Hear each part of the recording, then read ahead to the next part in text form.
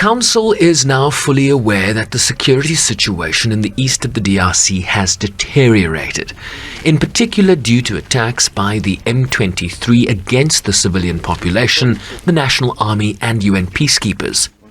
But this rights activist stunned those listening, sharing testimony of a woman to her group. Qu'il me soit permis d'évoquer ici.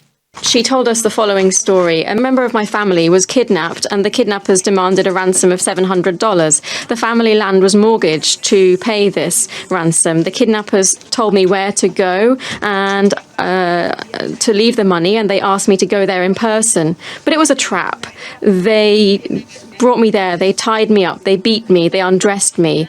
They slit the throat of a Nande man, they pulled out his entrails and they asked me to cook them. They brought me 2 water containers to prepare the rest of the meal. They then fed all of the prisoners human flesh. The rest of the body was transported by prisoners to somewhere else. Later at night, we went to another camp. I was raped all night long and I was subjected to other physical abuse. Lusenge explained that the woman was held by the Codeco militant group before being released after a few days, only then to be kidnapped by another group operating in the region, again relaying the testimony received.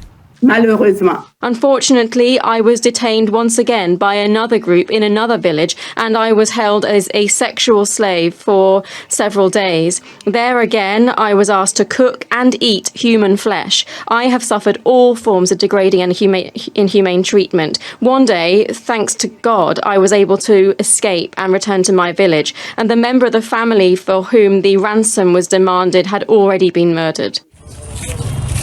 She warned the council that efforts to foster social cohesion and peaceful coexistence was being undermined by insecurity and human suffering, an issue confirmed by the UN's top official to the country.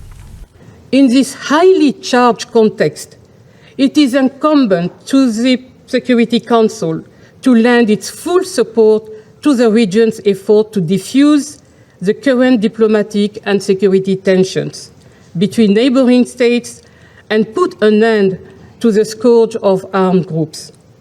Should the M23 continue its well-coordinated attacks against FRDC and MONUSCO with increasing conventional capabilities, the mission may find itself confronted by a threat that goes beyond its current capabilities. On regional tensions between the DRC and Rwanda, she urged parties to seize the opportunity of an upcoming mediation summit to be hosted by Angola.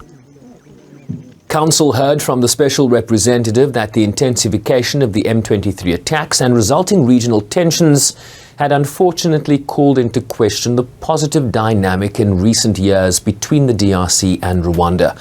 This comes after the East Africa community agreed last week to deploy a Kenya-led regional security force to help stop the spiraling conflict in the DRC's east, as years of development gains and positive sentiment is again threatened by mistrust and growing instability in a region that has not known peace for decades.